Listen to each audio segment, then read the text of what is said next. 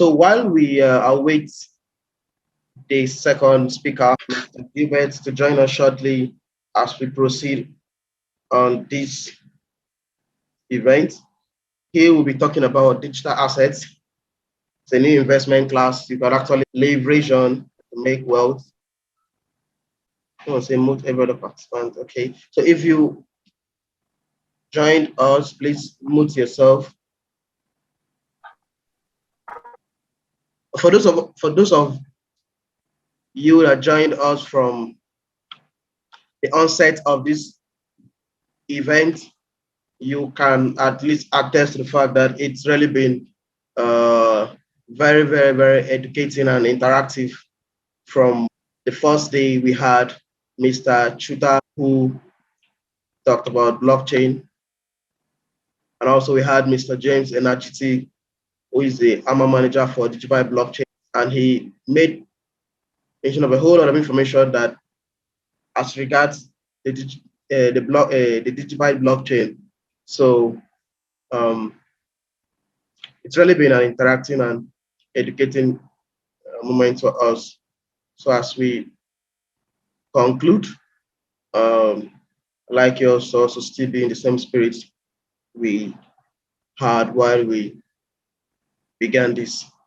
It's also worthy to note that we're supposed to have 3 guest speakers for today, but one of the speakers is unavoidably absent due to some situations that was beyond his control. So just bear with us. But not the less, a post recording will be made for him, so we can also have that uploaded on the YouTube, so you can go and work from there. So guys, I really want you guys to take this information seriously. There's a whole lot in this blockchain space you can also make money from. As a matter of fact, not having a capital is not a problem. So long as you have the skill and you're relevant, you would definitely get what you want. Definitely get what you want. Exchanges are looking for resourceful people.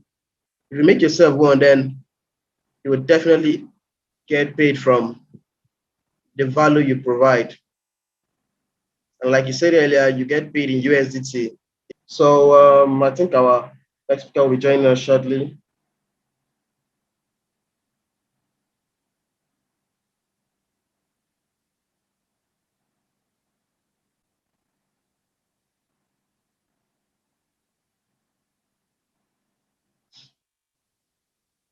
It's just a couple of minutes while he gets himself prepared. Okay, so you have the access now. All right, thank you very much. So I'm talking on the blockchain digital assets, the new investment class, and the future of our finance. This topic is very important, especially at this point of our history. What is going on in the global economy, what is going on in the cryptocurrency markets, and what is also going on in Nigeria. Don't forget CBN sent a memo which majority of Nigerians believe to be a ban on the use of cryptocurrencies. So blockchain digital asset, the new investment class, and the future of our finance. All right, this is what we are going to go through. You will know who am I, and then understanding the blockchain revolution. What are digital assets? The future of our finance, how to create wealth with this new asset class, and then we will have a question and answer session. So if you have a pen and a paper, you could jot down important notes. And if you have questions, when I get to any of the content, you could write it down, and I am more than willing to answer those questions at the end. So let's go again. What we are going to look at, you will know who am I. So you get to know me.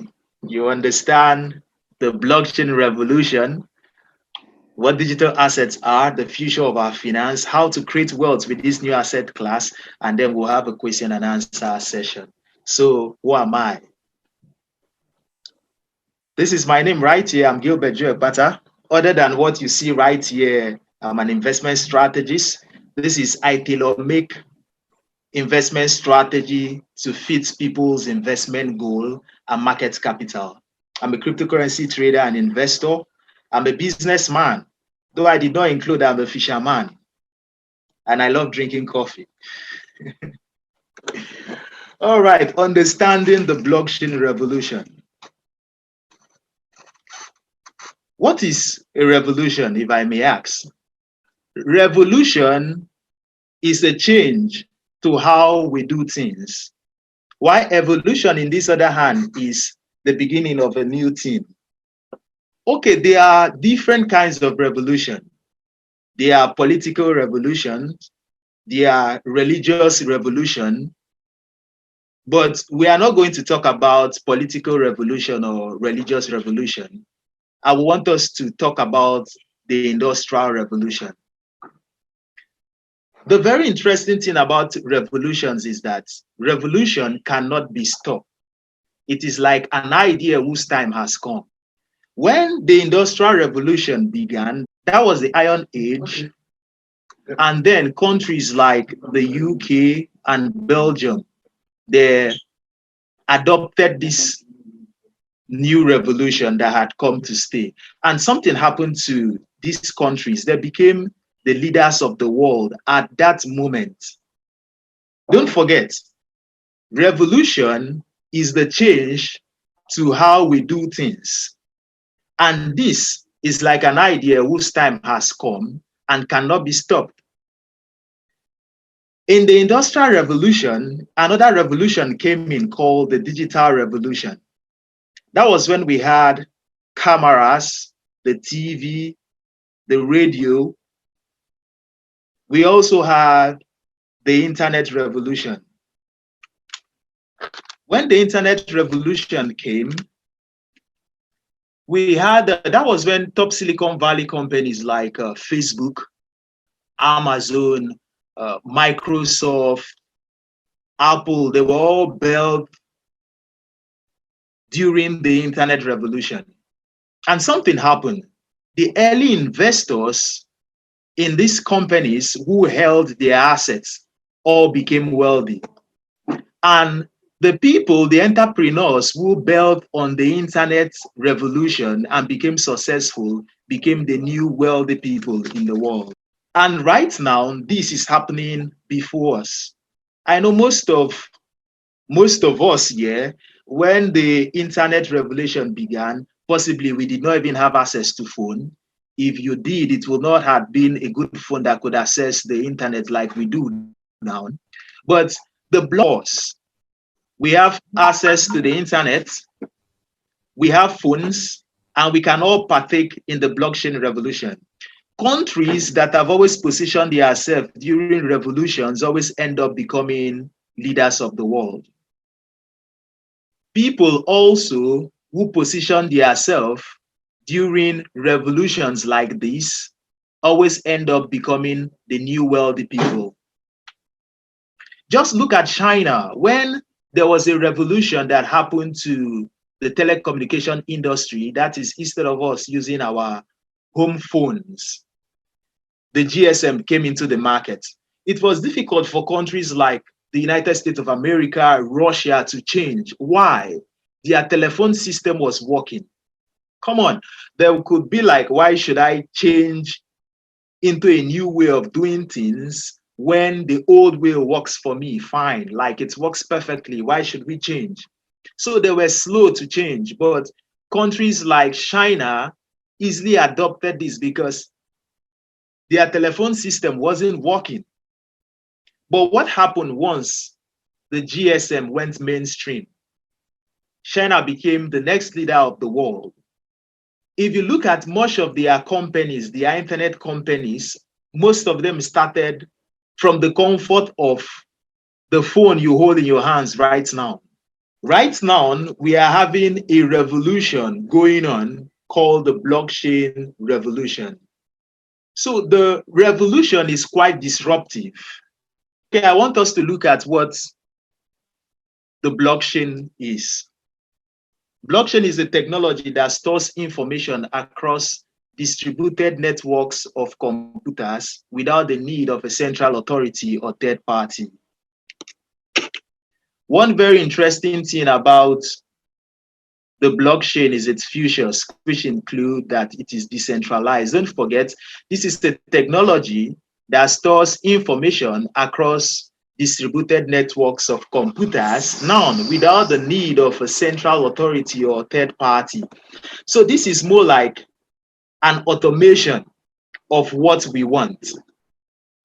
Okay, we believe right now the Bible, if you're a Christian and you're listening to me, you may understand me better. The Bible stores information of how God wants us to live our life. If there is a way we could compute this information into our life in a way that we destroy a third party or a central authority to disrupt the way we do these things,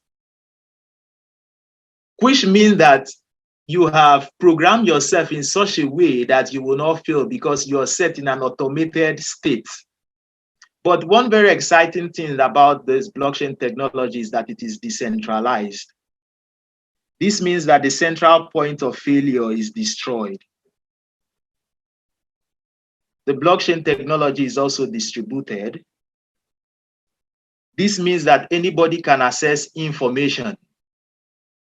Somebody sent $1,000 worth of Bitcoin to me last week. About an hour later, I had not received it.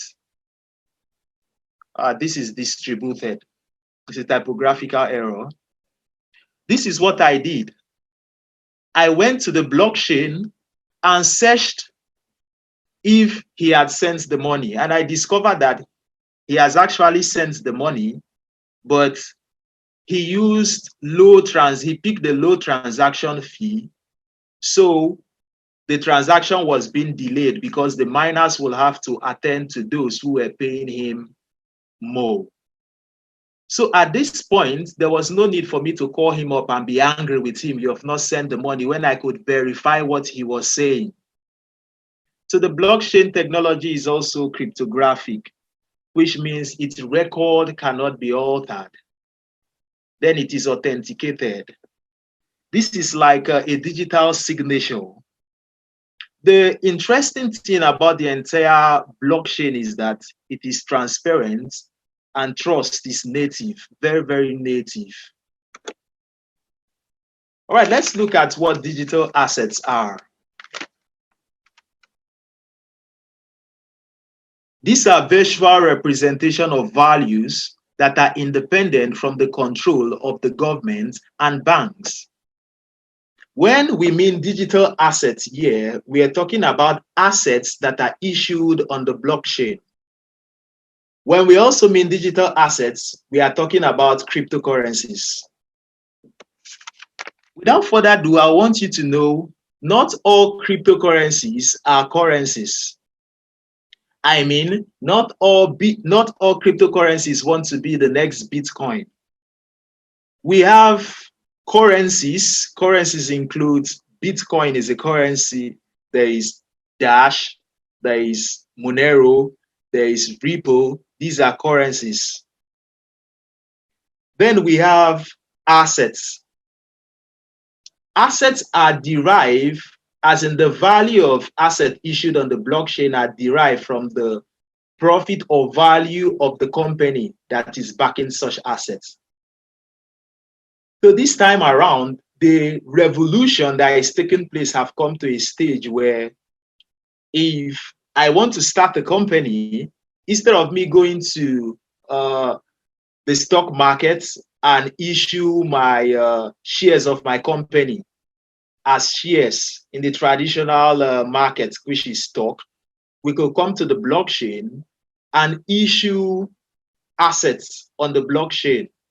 And the revolution is taking us to a place where investors prefer assets that are issued on the blockchain because they are decentralized, distributed, which means that anybody can have access to the information. They are cryptographic and they are authenticated. Meaning the agreement, if we have an agreement with the company, if it is authentic, if it is cryptographic, this means that our agreement cannot be altered.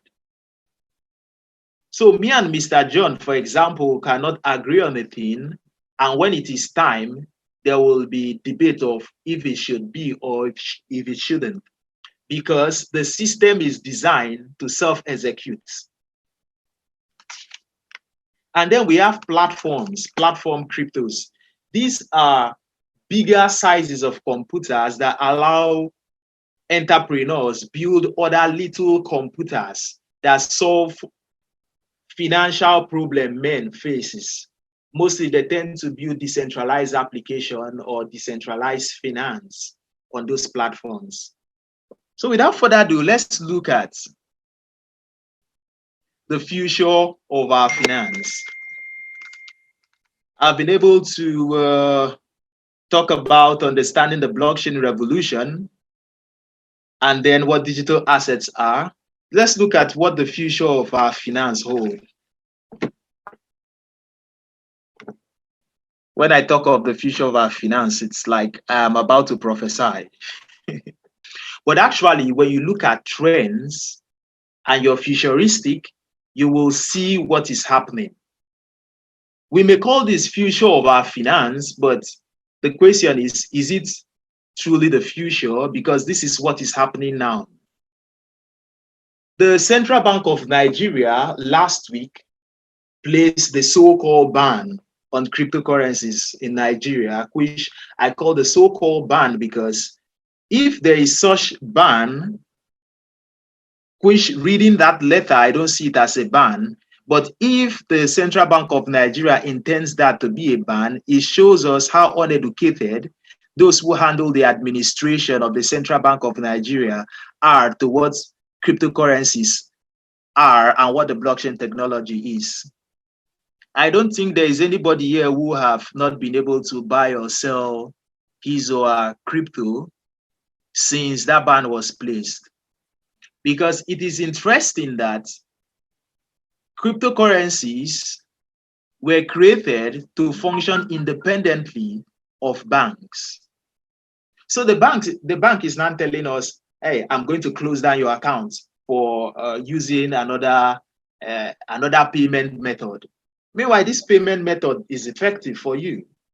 So I know a couple of persons when they started blocking a couple of accounts of people who moved all their funds from their bank accounts to a stable coin. If they want to spend here, that is physically knowing that there is no mass adoption of cryptocurrencies in Nigeria in utility form. Now, I mean utility form. If we are talking of speculatory means, there is mass adoption as an investment class. There is mass adoption, but utility-wise, I think it's low. Else, we could easily walk up to a store and buy things with cryptocurrencies. In the future, we are going to get the banks and the government away from our money. Now, let me tell you why. In the traditional world where we live in, when an asset is discovered or a resource is discovered in a place, there are people who come and own it and control it. For example, the house I'm living in right now, if it is discovered that there is oil where I live, the government will come immediately. After the government come, there are another set of persons that are going to come. Corporations, because the government will need corporations to drill this oil. So the first people who control wealth, first of all, from money, the printing of money, to even our oil wells, or if it's discovered that there is gold where I live in, the government will come, corporations will come. The last set of persons who will come is always individuals. And individuals tend to get just the crumbs that fall off the table. But in the blockchain and cryptocurrency revolution, this is what happens. Individuals come in first, Just look, who are the first persons who owned Bitcoin or adopted Bitcoin? Individuals. Who are the next persons who joined us? That was where corporations came in. MicroStrategy, PayPal, Square, Tesla. So now, when we talk about the future, if you look, it is happening now. It's not like when, it is where. So we'll tell you this is where it's happening. The last set of people that are going to join us in this revolution will be the government. First of all, corporations were a little bit hesitant on whether they should adopt this or not. But presently they are, because they have discovered, look, if we don't adapt to the market condition, we are going to be valueless. So corporations right now are taking advantage of this particular revolution. And yesterday, the mayor of Miami just declared Miami a Bitcoin powerhouse, saying taxes can be paid in Bitcoin, salary can be paid in Bitcoin, and that the city also is going to invest into Bitcoin as treasury. So look at it. Even the government have begun entering into this revolution. Now, don't forget, in the traditional world, the government come in first, corporations come in as the second set of persons, then individuals are the last. But in this revolution, individuals come in first, corporations come in second, and the government will come in last. So if in the traditional world or the traditional market, the government come and control this money, and those who are in offices, you tend to see them living large. Isn't that right? You see corporations as well. Owners of corporations own wealth. And who are the poor people? Individual. In this revolution, who is going to be the poor person? The government. Who will follow next? Corporations. And who will be the wealthy people? Individuals. Because the early adopters of this technology are right now most of the wealthiest people in the world, and yet they are not known. So this particular revolution is not something you want to sleep on. This revolution is not something you want to sleep on. If you look at the internet revolution, those who were able to build within that revolution and became successful right now are economic powerhouse. Mark Zuckerberg, Bill Gates. Also, look at those who invested also in the internet age. You could mention their name. And this is not just peculiar to just the internet age. You could look also in the industrial age when the likes of Rockefeller, Dale Carnegie, they all took advantage of the Industrial Revolution. Right now, the blockchain and cryptocurrency revolution is taking place. You need to position yourself for it. We will talk more of how you can position yourself for this.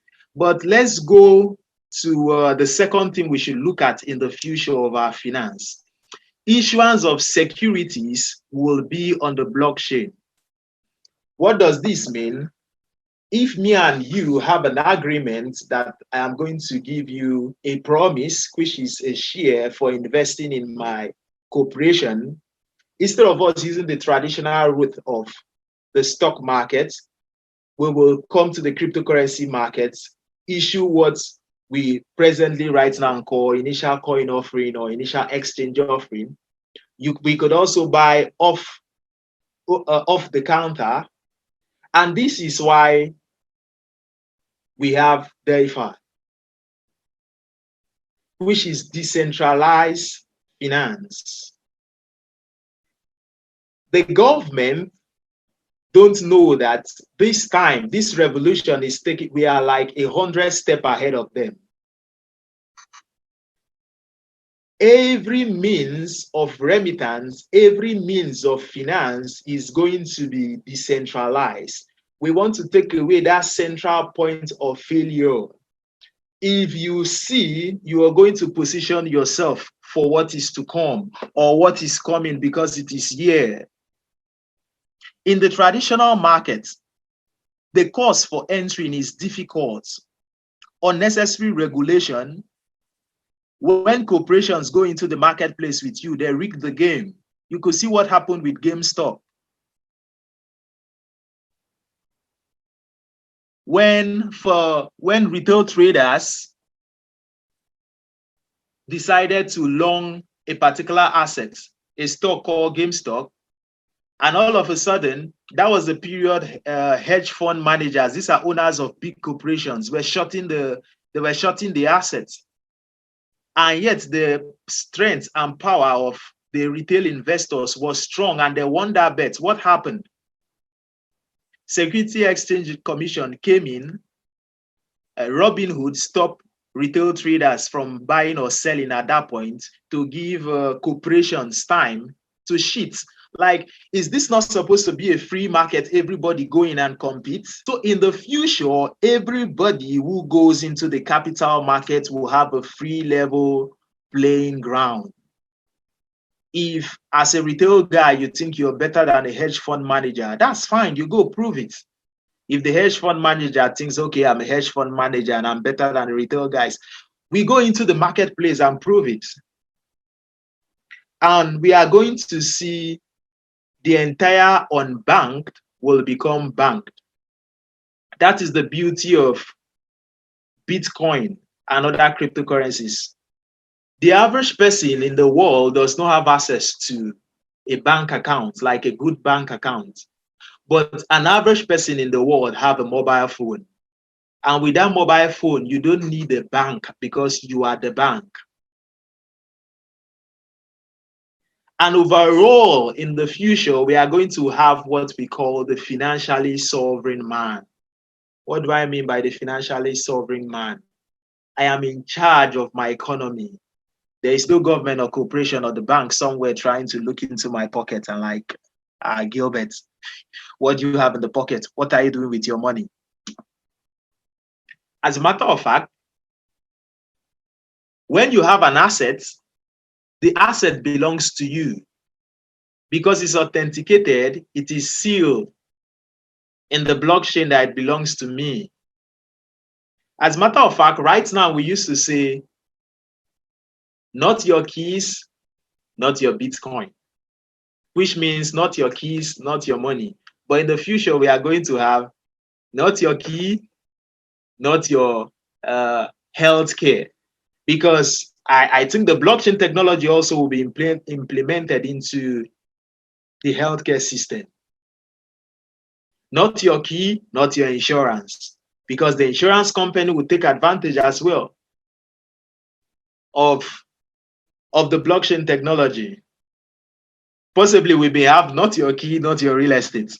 I see wonderful things people are doing with the blockchain technology with real estate. So we are going to have men who are sovereign. As a matter of fact, even if you have an ability to cram or put in your recovery phrase in your head, it is as good as you tear off your recovery phrase and move anywhere you want to go in the world. You are your bank. You are a moving bank. Even if somebody points a gun at your head and be like, where is your money? As a matter of fact, they are looking at you and there is no money anywhere. But if they think, for example, you have torn where your recovery phrase is and you have it, okay, if they believe you have your recovery phrase written down in a piece of paper, it's as good as telling them, I lost it in a boat. You are sovereign. Your keys are with you. And there are ways you could spend your cryptocurrencies okay, let's look at the moment, because at that time, major stores and outlets, I think in the future will be buying and selling using cryptocurrencies. But right now, there are means you could still buy in your local currencies, like what Nigerians do right now after they had moved their their Bitcoin or cryptocurrencies into, since they moved their Naira into Bitcoin or cryptocurrencies, you could use peer-to-peer to exchange your cryptocurrencies or Bitcoin into Naira, and you could buy or sell anywhere. There are also virtual cards, just like Visa or MasterCard, that you could send your Bitcoin or cryptos to, and you still use those cards and withdraw money from an ATM. You still use those cards and pay for anything you want to in a POS stand. So at the moment, we are way ahead of the government. And without further ado, let's look at how to create wealth with these new assets. So I've told you about the blockchain revolution, how amazing the technology that backs it is. And somebody may be wondering, so how can I make money from this? How can I make money? The thing now is, technology does not make money for people. Neither does revolution make money for people. I will say that again. Technology does not make money for people. People make money from technology. A revolution does not make money for people, but people make money from a revolution. Now, this has to be, you understand what is happening in the economic marketplace or in the capital market, and you position yourself strategically for it. If you look at all other revolutions, you could make mention of top people in the world who became very notable all over the world. Is it that they were genius? What was it they did that set them apart? First of all, don't forget, once an idea comes, it cannot be stopped. It's like wave. When a tidal wave is moving, if you could position yourself in that tidal wave, you don't need to force yourself to swim to another point. The wave carries you. I don't know if there's anybody here who likes swimming in the wild, not swimming pool. When you are attempting to swim in a big body of water at the top of the rainy season in Nigeria, there is how we used to swim. I told you guys I'm a fisherman. We always follow the tide, because if we are going against the tide, you could easily get exhausted. But once you align yourself and swim diagonally with the tide, you just see yourself reaching at the other side of the big body of water, because the water carried you there easily. So there is a tide that is moving. This is the revolution. All you need to do is position yourself in it, and it will take you there. So I will want you to have a mental picture of the 3 richest men you know about in the world, not in the world, just the 3 richest you know of, or you have heard of, or possibly you have met. So do you have your 3 names? Good. I want to ask you, what do these men do? Answer that question in your mind. The next question I have for you is, how did they get rich? Now, if you know what they do, if you're able to answer the question, what do they do and how they get rich, you need to position yourself accordingly. Now, I bet you would have, among the 3 richest persons that came to your mind, an investor.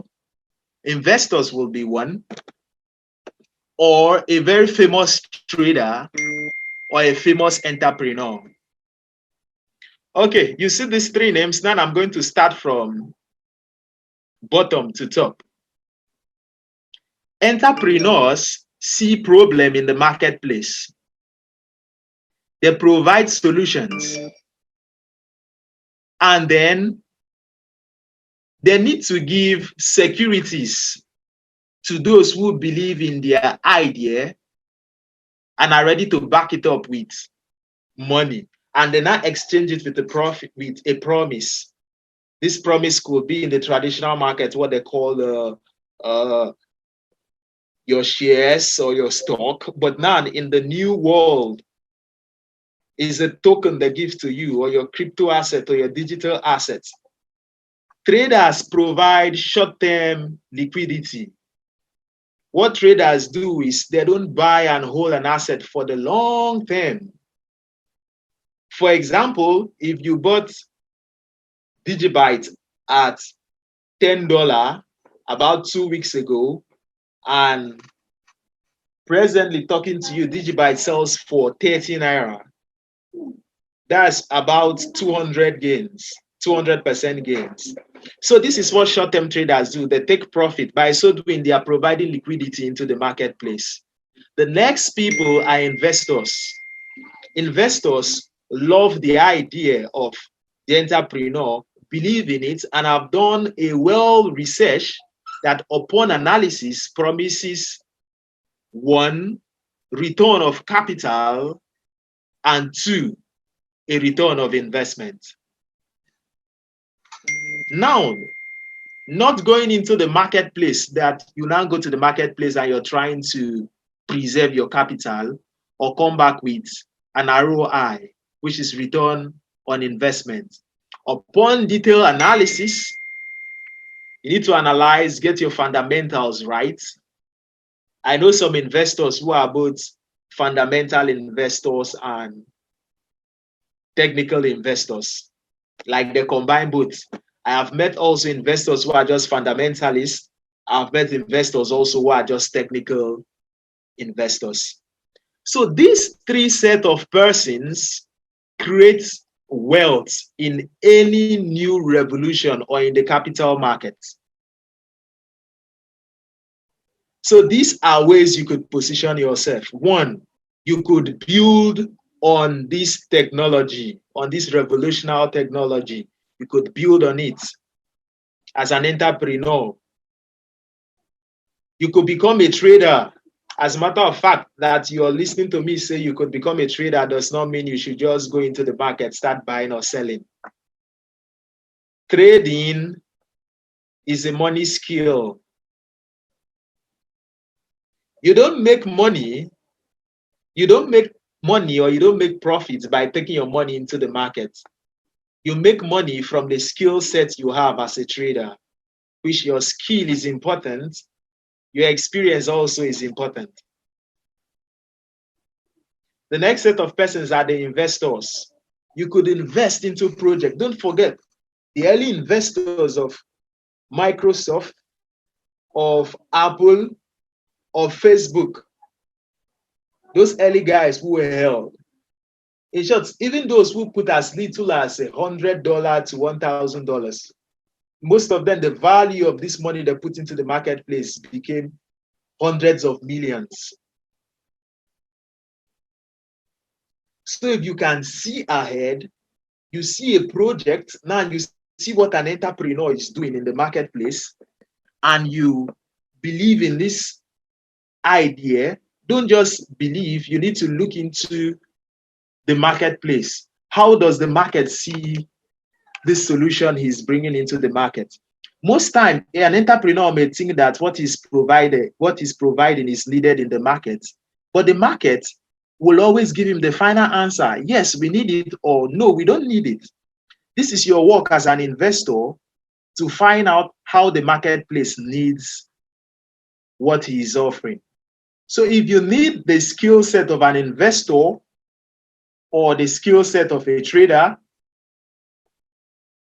we don't offer entrepreneurship trading anyway, but at the Smart Investors Lodge, we have trainings on how to become investors and take advantage of the marketplace. We also have an academy. This is an academy where we teach you the fundamentals on how on your own you could do research, find out investments with high profit potential and little downside risks, and take advantage, we introduce you into technical tools. These technical tools let you go into the market and come out at profit. So there are two major things we do.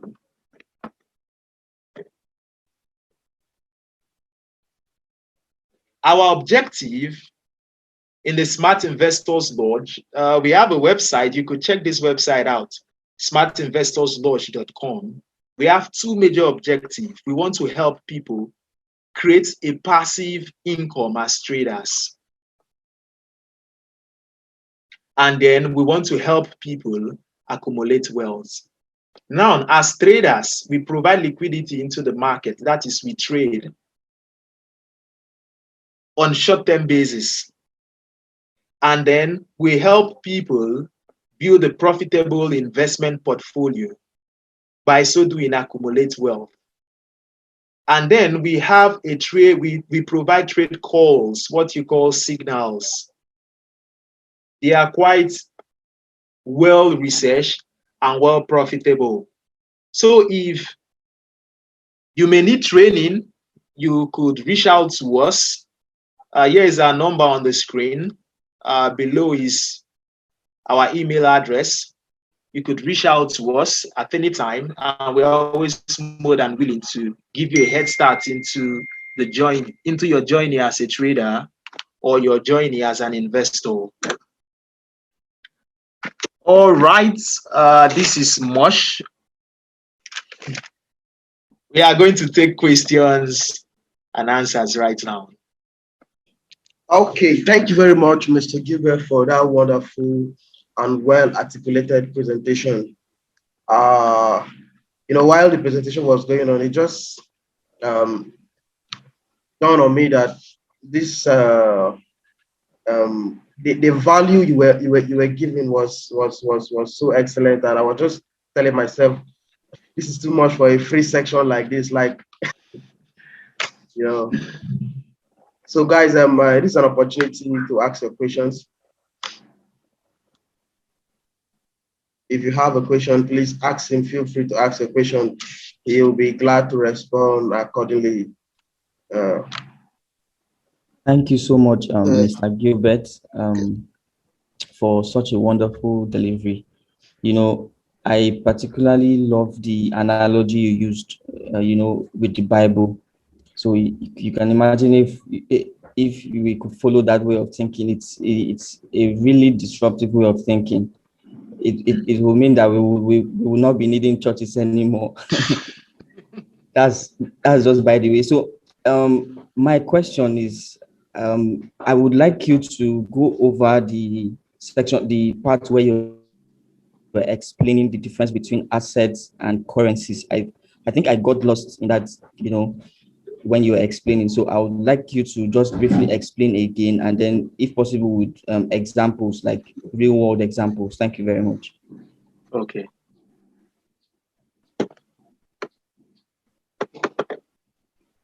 All right, I talked about currencies. When we talk of a currency, if you really look at what a currency is, a currency really has no intrinsic value because it is created possibly out of nothing.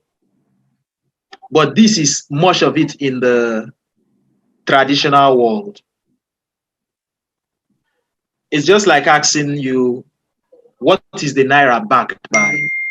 Maybe possibly the Nigerian armed forces who will enforce us to use the naira. But the case of Bitcoin is different because it has Bitcoin and is a currency because it has limited supply and is designed in such a way actually to become a store of value. This now is about dipping me into something else I don't want to talk about.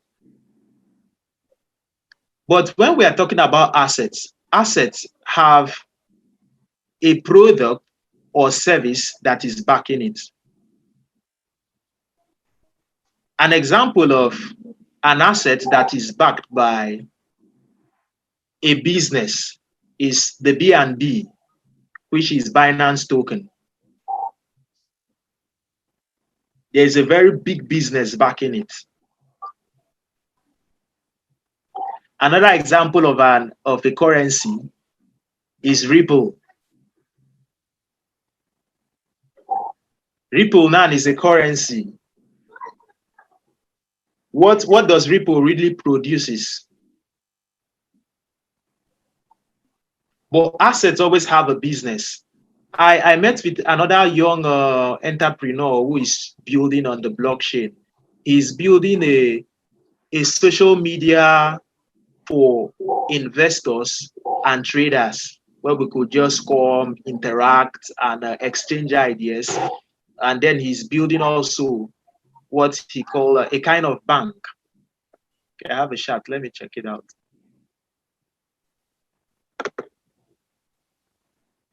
So I use to spot new coins apart from CoinGecko and Coin Market Cap since yeah.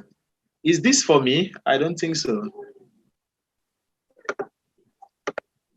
Okay, as I was saying, so that's the difference. There is a working business. Okay, I was telling you about this young entrepreneur. He's Nigerian, who is also building, minus the social media for investors and traders.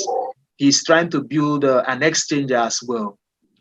Now, what he's selling to you when he's raising funds is actually an asset. He's giving you a promise that which I can use to spot new coins apart from CoinGecko and CoinMarketCap. Okay, this is for me. I actually use CoinMarketCap. I am just great with CoinMarketCap. I am not a fan of CoinGecko, if I must confess. I don't even use CoinGecko. But if you're looking for, okay, apart from CoinGecko and CoinMarketCap, you could try on-chain FX.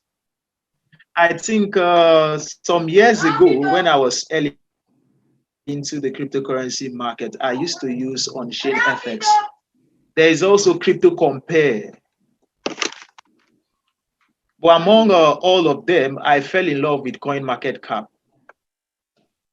Crypto Compare is nice too anyway, and I personally prefer Crypto Compare to CoinGecko.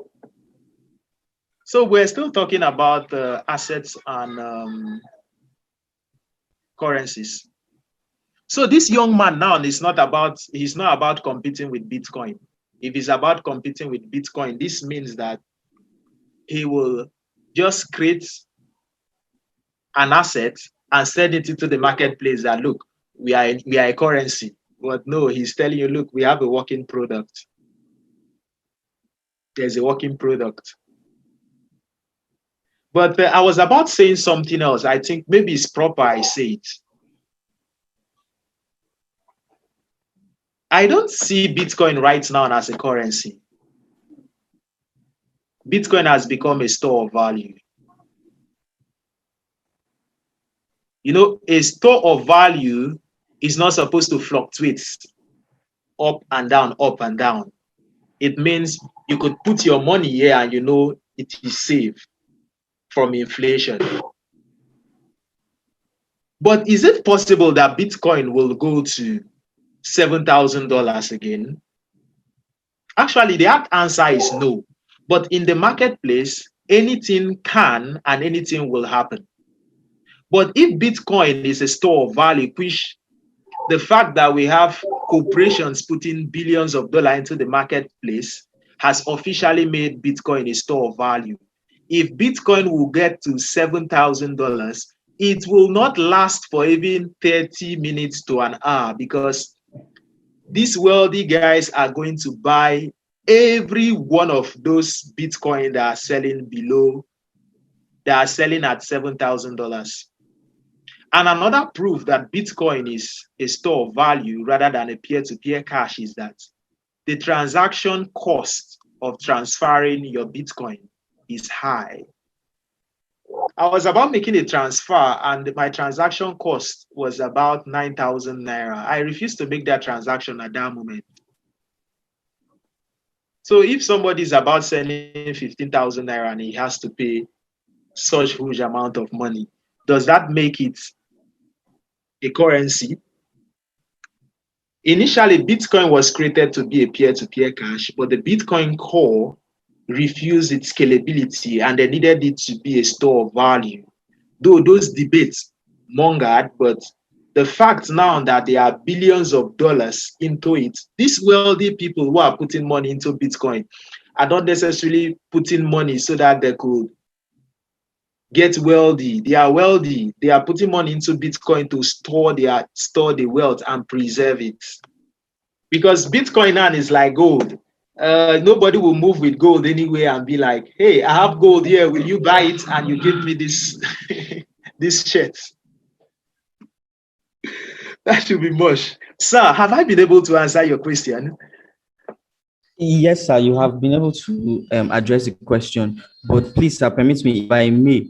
Um, if I have a coin or a token that is built, say, on a blockchain, and then that coin is being used to, say, pay transaction fees as you know, we move other currencies on the blockchain, can I say that, okay, that particular coin that was built on that blockchain is an asset?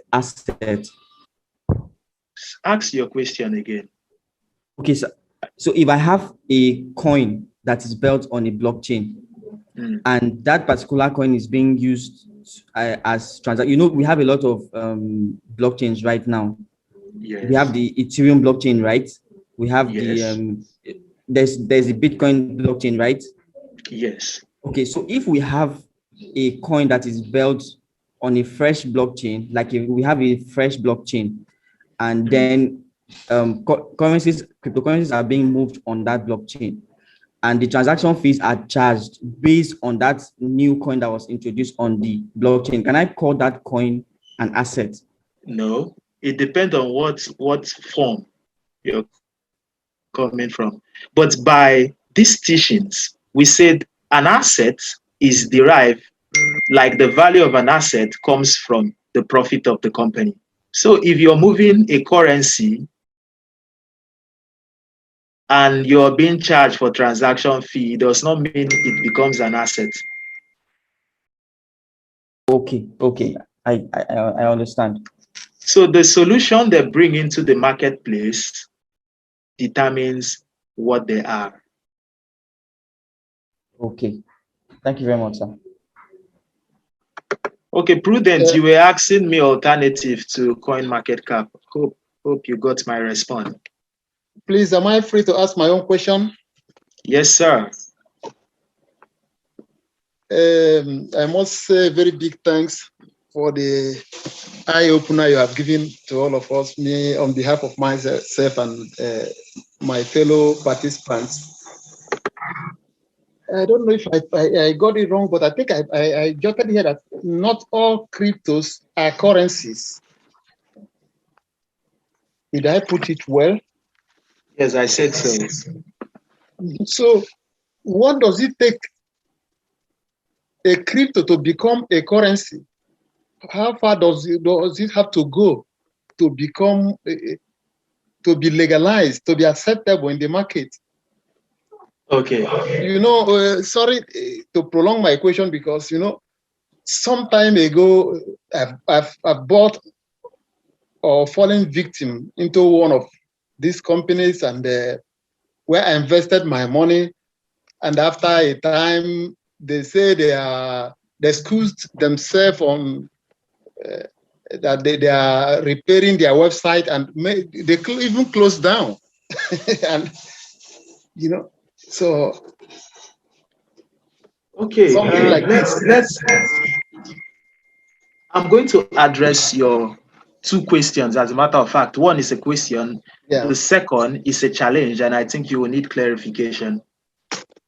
So the first is, how long does it take a crypto to prove itself to be a currency? Yeah.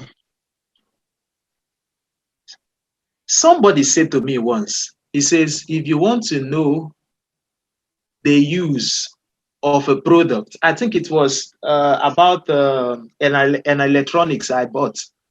He says, look at the creator's manual. So if you want to know if a crypto is a currency, go look in the white paper. They will tell you what they are creating this cryptocurrency as. There's a solution it is meant to solve in the marketplace.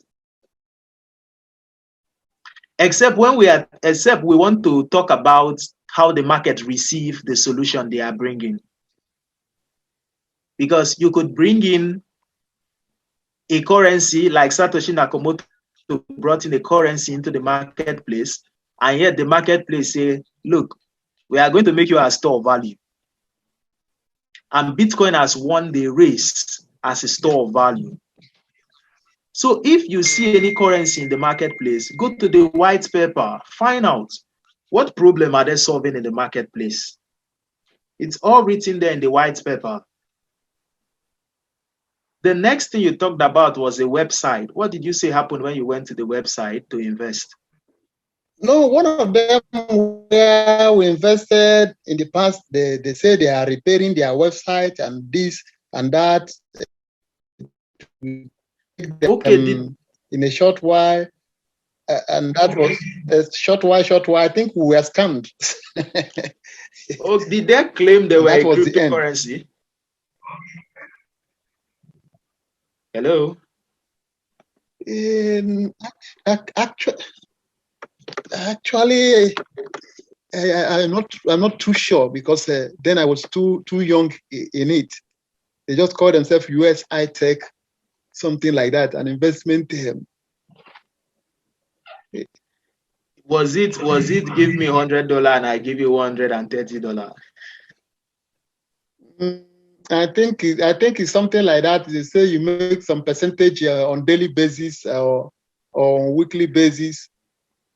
That sounds like a fraudulent investment scheme. I needed to be sure if it was a fraudulent investment scheme or if it was what we used to call, there's what we call that in cryptocurrency when a company tells us, look, we are starting a company and they run away at the end. That's why, look, the reason why the average man easily gets scammed, there are two major reasons. One, he does not have the skill set of an investor. Yeah. An investor wants control. As a matter of fact, if I'm driving a car, what will I need? I will need my steering. Yeah. I will need my brake. Even most people who lose money into hedge funds, the issue is not the investment vehicle. The issue is the investor. And there is nothing as a risky investment or a bad investment. We only have risky investors and bad investors. So you need your due diligence. The thing is, the average person who go into the marketplace is going into the marketplace just to buy, make some money and leave. But there is need to be a detailed plan. Investment is a plan. So that when your investment is no longer doing well, you go back to your book and say, what did I do wrong? Last year, I had to rebalance my portfolio. I took away Bitcoin Lightning. And I think that's the best decision I ever made last year. Another currency I took out, and this was one of the hardest decision I made last year as an investor, was taking EOS out. Because EOS blockchain is great. The team is amazing. But EOS performance did not meet my expectations. So when I was reviewing it, at that point, it has nothing to do with sentiment. I'm acting there as a businessman to my investment portfolio. A software engineer can come, stay here, tell you how amazing the EOS blockchain technology is, blah, blah, blah, blah, blah. But when I look at EOS, I have the fundamentals I am looking at, which fits my investment goals. So if the performance of an asset, if a friend and a visual friend I met actually wanted starting a project, very amazing project. He asked me to buy that asset when it was selling for 10 naira. He says when he goes public, it will be selling for 40 naira. And his idea was amazing. I loved it, but I asked him a very simple question. He did not answer me. And the next week, he came again with this idea. I repeated that question. He did not answer me, and I refused to invest. But let me tell you something. He went public. That asset sold for 40 naira. I think right now he's selling for about 80 naira, which means I would have been in over 800% profit. But do I have regrets not buying that asset? No. Now, let me tell you why I have no regrets. It is a bad thing if you make investment mistake and make money, because you're teaching yourself a bad habit. As an investor, you want to build a system. And it is a good thing if you follow your investment plan and you lose money. Now, investment mistake is different from investment losses. So once you understand your goals, your expectation, your plan, your strategies, these are what you review, because you want to build a system that will give to you more money than it takes away from you. Sir? I'm listening. Yes, that's it. So due diligence is very important as an investor. You need to do due diligence, so you take responsibility for the outcome. So that's that. Is there any other question? Thank you very much. You really did it. I'm happy I asked the question, because you even went deeper than deeper than what I expected. I got more. All right. Is there any other question in the house? Joseph Isaac. Nice seeing you here. Thank you very much, sir. I've learned a lot from what you have said concerning investment strategy and investment plan. Now, I've been having some challenges regarding that, but I think all my fears and some issues I've been having have been answered. Thank you very much, sir. All right, you're welcome. All right, Mr. John. Okay, sir. I think we have exhausted questions. Yes. But all the same, it's been a very interesting and wonderful presentation. Like I said earlier, I mean, this is too much for a free content, you know. So guys, just see what you just got for free. Thank you very much once again for the presentation and for honoring our invitation. So I think we have finally come to a conclusion of what we began 2 days ago. What looked somewhat impossible on the onset, but it has come to a conclusion, and it's been really amazing. It's been really, really amazing.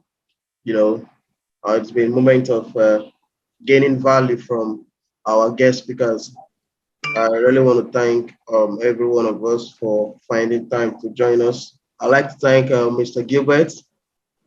I'd like to thank Mr. Joseph Isaac, who has been very, very, very supportive in publicity, in the engagement, and also in assisting in some technical areas for this event. And also, I'd like to thank Mr. Emmanuel Ugi. He's been very active from the beginning.